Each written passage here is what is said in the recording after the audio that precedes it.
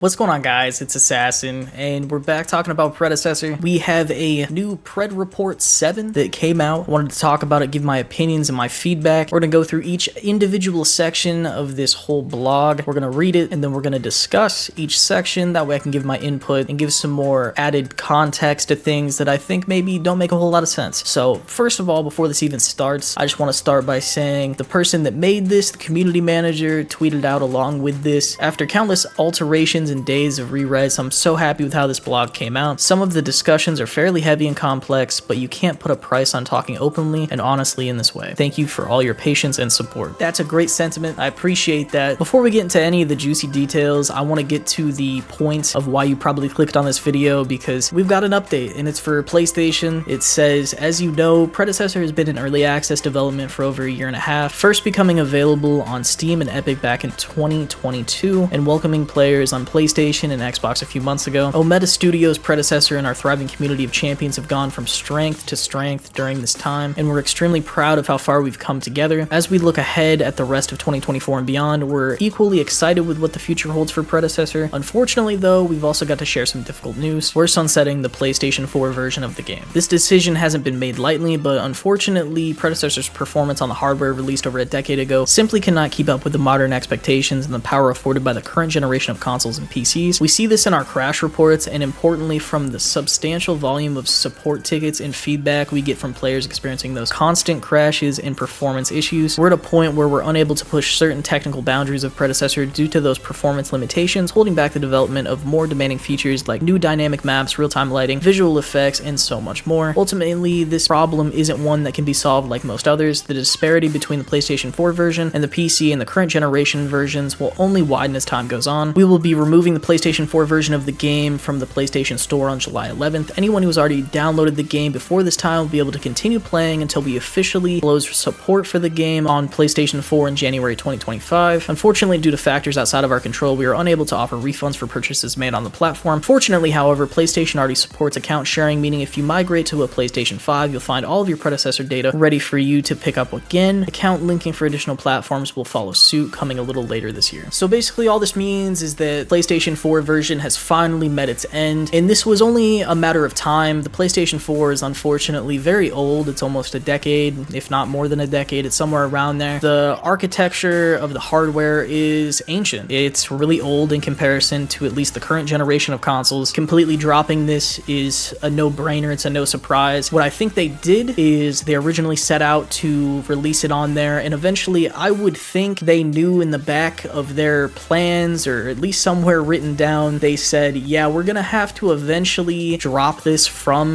the current development cycle, because the more you develop and iterate on the current version of the game, the worse and worse performance that it's naturally going to have on the PlayStation 4 version. It sucks, but they also give us a peek into the future by saying account linking for additional platforms will follow suit later, and it's coming sooner than I thought. I thought this was gonna be a little bit longer, but apparently sometime this year we're gonna be able to get account linking, so that's really cool. It's unfortunate, but at least you get to play until 2025. I would assume it's going to be the current version, so you'll just be able to play that same patch and everything constantly, and maybe they'll be nice and they'll do balance patches on there if possible, but we'll just have to see. Again, the official support is going to be ending for the game in January 2025. Now that we've gotten that taken care of, which is like really unfortunate news, Predecessor is going to be at Gamescom this year. They go on here to say summer is here, meaning that one of the biggest games industry events of the year, Gamescom, is almost here. Gamescom is the destination for studios and publishers to showcase themselves, and we're pleased to share that Predecessor will be one of those games shown off during the event. We won't unfortunately have a booth that you can freely visit, but a number of the team will be out and about mingling with the investors, press, and partners. If you see someone wearing a Predecessor t-shirt, be sure to come and say hi. For anyone unable to fly out to Germany for this event, have no fear, you'll be able to catch up on all the highlights at home. Keep an eye out for some exciting Predecessor reveals during the opening night live, streaming globally on August 20th. Now, so I really like this. I'm glad they're going to Gamescom, but most importantly, they're giving us some teases as to what we'll be seeing on August 20th. They're going to be releasing the next Paragon hero, and I have a video coming out for that tomorrow. It's going to be all about the new Paragon hero. We already know who it is, and this just little tease right here really confirms it, so we'll get a trailer of that and probably some other new little tidbits and whatnot. That'll be really nice. The bare minimum, I'm expecting kind of like a hero trailer that's going to release on August 20th. The next section of this is we're halfway through 2024. What's next? So this is hopefully like a roadmap or something along those lines. We're 6 months into 2024 and a lot has happened in that that time, we've added 2 game modes and 6 new heroes. We overhauled nearly every stat in the game when we added a 6th new item slot. We launched on Xbox, transitioned to open beta, and we began rolling out localization, making Predecessor more accessible than ever before. But there's still so much of the year still on the horizon. We believe that the best is yet to come for Predecessor. We're working on a brand new roadmap that covers the second half of the year, which we look forward to sharing with you shortly after the next major content update sometime in August. Until then, however, we can exclusively reveal that the long-awaited Undertow skins are nearly here, set to release next month alongside one of the final remaining legacy heroes that many of you have been asking for. Keep an eye on our socials for the latest. So that's great. We're going to be getting a roadmap very soon, as well as they give us even more teases about the new hero. I don't think the new hero is going to be included in the line of skins. I could be wrong, but I'll have to double check that, but I don't think they'll be in the line of skins. But the line of skins is pretty expansive, and they've called it an event before, so maybe we'll get some type of extra thing on top of all of that, maybe a little bit of a map change or something a little more fancy than just banners, emotes,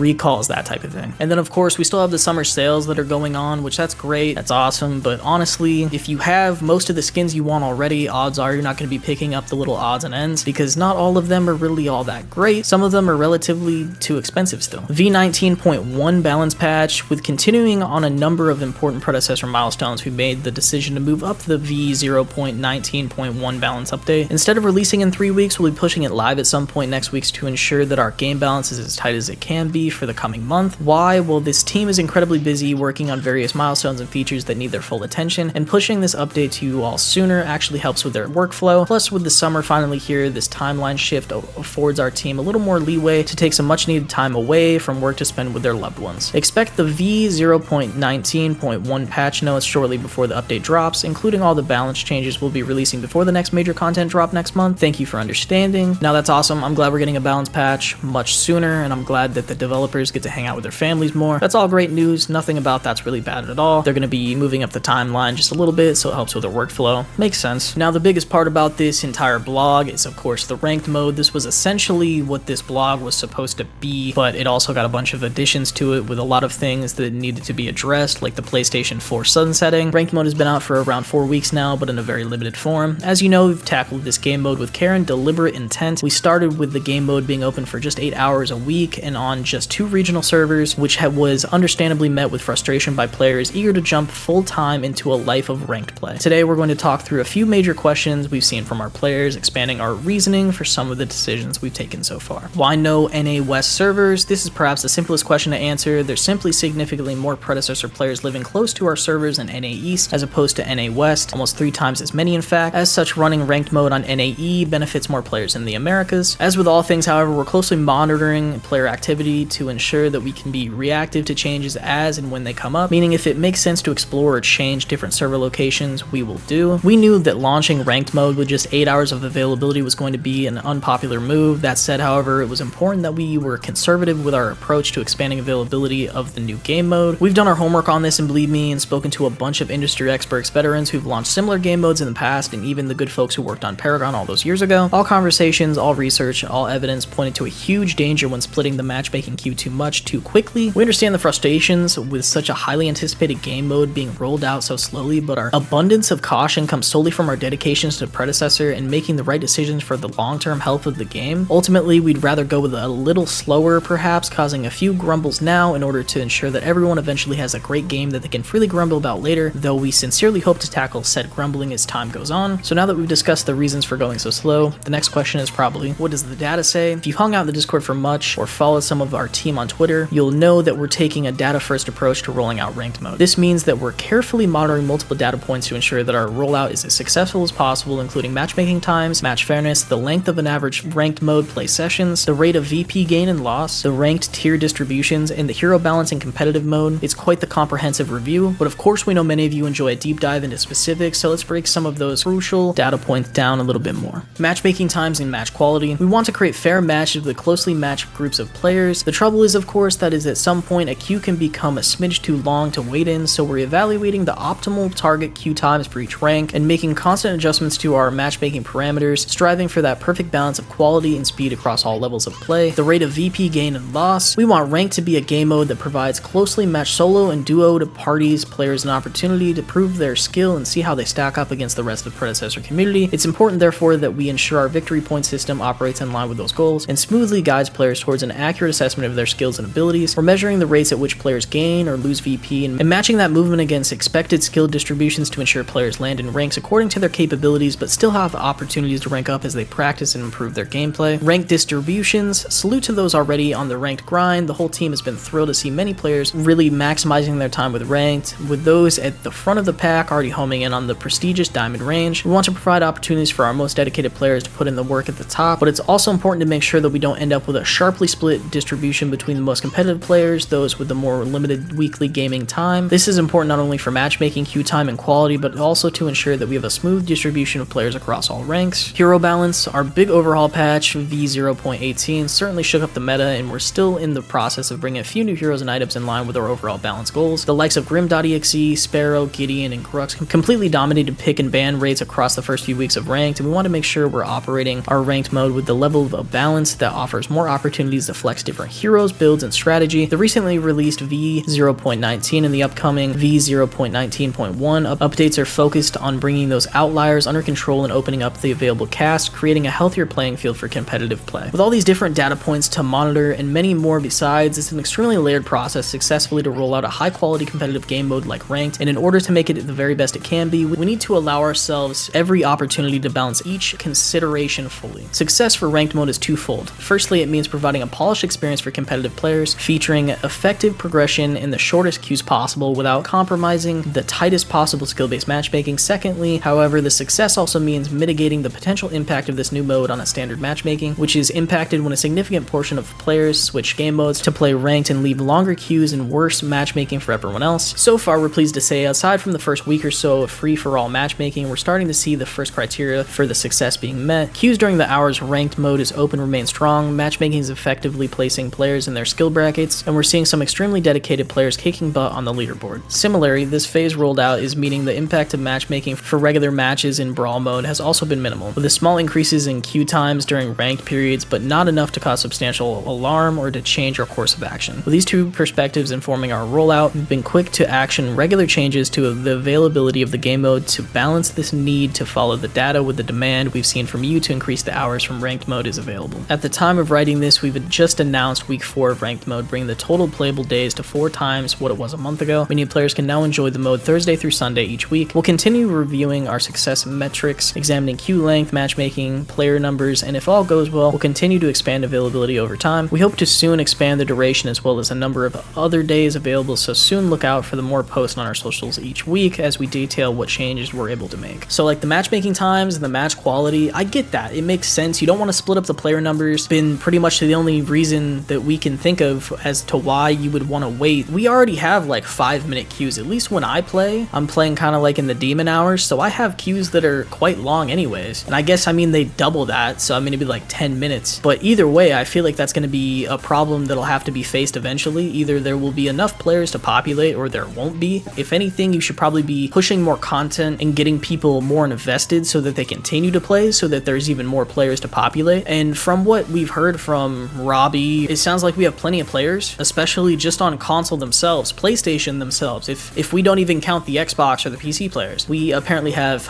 more than enough players, but we don't really know if that's true. Them trying to make sure that the victory points are evenly distributed and that they're working properly, it all just sounds like balancing and stuff that they're gonna have to work on anyways. So holding back the game mode and doing this in limited sections doesn't really make a whole lot of sense to me. Trying to distribute people into a rank and get them all into a cozy spot, and it makes a whole lot of sense. But if you're going to try and say, well, we don't want to have a hard split between, let's just say, bronze and silver. Well, when you lower the barrier to entry, more people there's going to be a very large subsection that are going to continuously get stuck into a bracket. And regardless of what rank system you put through, there's always going to be people stuck in between a certain bracket here and there, unless they are having teammates stack up with them or they're getting a really good game here and there. There's always going to be that little subsection of people that get stuck somewhere, whether that's Diamond, whether that's Paragon, what have you, there's going to be someone that gets stuck somewhere. It's going to happen one way or another, and I don't really understand that point. Them balancing heroes and wanting to make sure that the balance is really good is something that we all want, regardless if it's in ranked or in standard play. It doesn't really matter, it still has to be balanced anyways, so there's always going to be a new balance. If they honestly gave us an extra ban, like multiple people have said, I don't think you would have as many issues as you're seeing now. If anything, the bans are helping the current balance situation, so overall, that is also something that just doesn't make any sense. Now, what I'm assuming from what they're saying about how the first week or so, the ranked numbers weren't exactly in line for what they're looking for, and I think that's because people are having a lack of interest. The amount of people that can get in is widening. The first week or so, the week or two of ranked, people are really excited. They want to get in and play because this is something people have been waiting for. They want something to grind. People love the game, but there's nothing for them to grind for. If you have all of the characters, there's no reason to have Amber. If you have no desire to spend money, you basically have no new content other than grinding for levels, and even if you do decide to go and get a mastery on any character, to get a majority of the content from the affinity, you're gonna have to pay about $5, I think is what it is, and then that way you can get the premium affinity as well as get the boost, and then you get all of those nice items that you can play with. So if you don't really have anything to strive for and play for, there is really no reason to stick around and have any retention. They are extrapolating that problem by locking off ranks. Everybody wants something to do, something to grind for. I would assume we're going to continue to see them roll out day after day until we get 7 days of ranked, and then they're going to start opening up the times even more. It just kind of depends on what they decide to do. Maybe we'll have something different in ranked instead of us giving an extra day, or maybe they'll give us actual changes like an extra ban, and then maybe they'll change up the pick system. We'll just have to wait and see. Overall, I think this update is disappointing for multiple reasons. I'm sorry to see the PlayStation 4 players go. Unfortunately, that is a necessary change, and I get it. That is what it is, but the ranked information is just kind of a big nothing burger. And by no means am I trying to say that I don't appreciate them being more open and them communicating with us, because we definitely need more of that. I would totally enjoy videos, more dev blogs, you know, maybe live streams, anything of that nature. I don't know if that's in their pipeline. I don't know if that's something that they're able to work into their schedules. That would be really sweet if we could get some type of, you know, connection to like the development process, get more teases, and just build some more hype. We'll just have to see what the future holds for us. Hopefully that roadmap looks pretty sweet. Hopefully we get some more rank changes soon. Let me know what you guys think in the comments down below. What do you think of this dev blog? Are you a PS4 player? Are you going to upgrade to PS5 soon? Or are you going to wait till you can transfer your account to a different system like Xbox or PC? Let me know. I appreciate you guys stopping by, and I'll see you soon.